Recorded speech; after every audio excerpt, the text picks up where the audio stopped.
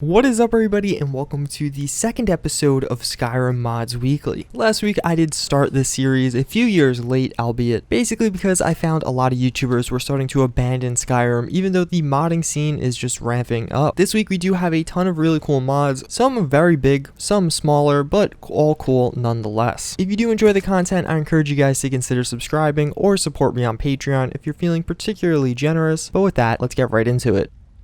So first up, we do have the BUXOM WENCH YURIANA. This is a follower mod adding in a brand new follower that you have to go rescue from a mine. There's lore behind her, but you guys can explore that on your own. This is one of the hot files on Nexus, and I certainly know why. Some people are going to really like some of her features. I'm not actually one of those people. I have an ulterior motive for downloading this mod. Basically, I just think she's a really practical companion. There are definitely cool companion mods out there that are pretty or really well voiced, but at the end of the day, that's going to grow old after a short while, and you'll realize how stupid they are with their AI. Well, BUXOM the Wench actually takes advantage of that. She's just a massive tank healer, so she'll run into combat and not instantly get downed, as well as heal you along the way. This is what a companion should do, and frankly, it's what they end up doing anyway. She's actually one of the more practical companions I've used in a long time, and although I'm sure a lot of people are going to download this for some different reasons, I think you should definitely consider downloading it for these reasons.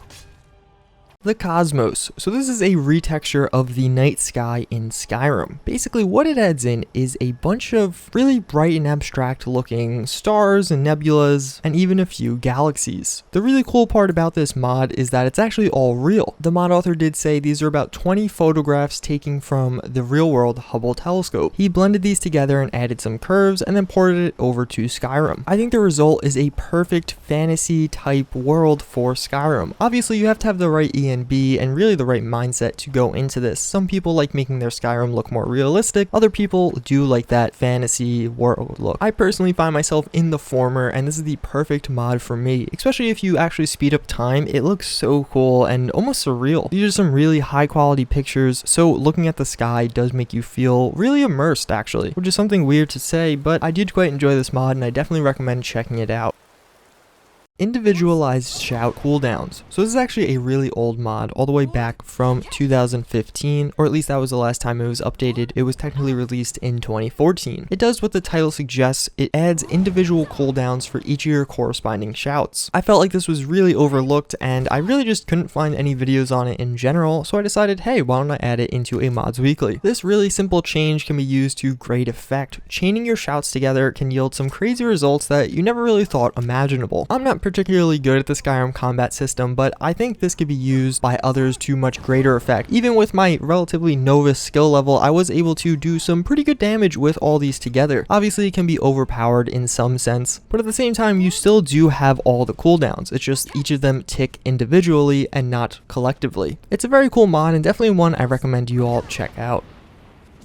CARANTHIR Tower Reborn. So this is a really big mod for Skyrim, basically adding in a new quest line with this tower to the north of Winterhold. The quest itself is relatively basic, and I don't want to spoil too much with this tower, so I'm only showing you my starting portion of the quest and taking on some enemies in the region. But basically what you could do with this mod is build this tower into something crazy. There's a lot of really cool features that, if you've never played mods from this mod author before, are great to experience firsthand. I don't want to give any spoilers with this, so I'm going to be relatively brief. Just download this mod and play it. You definitely won't regret that decision.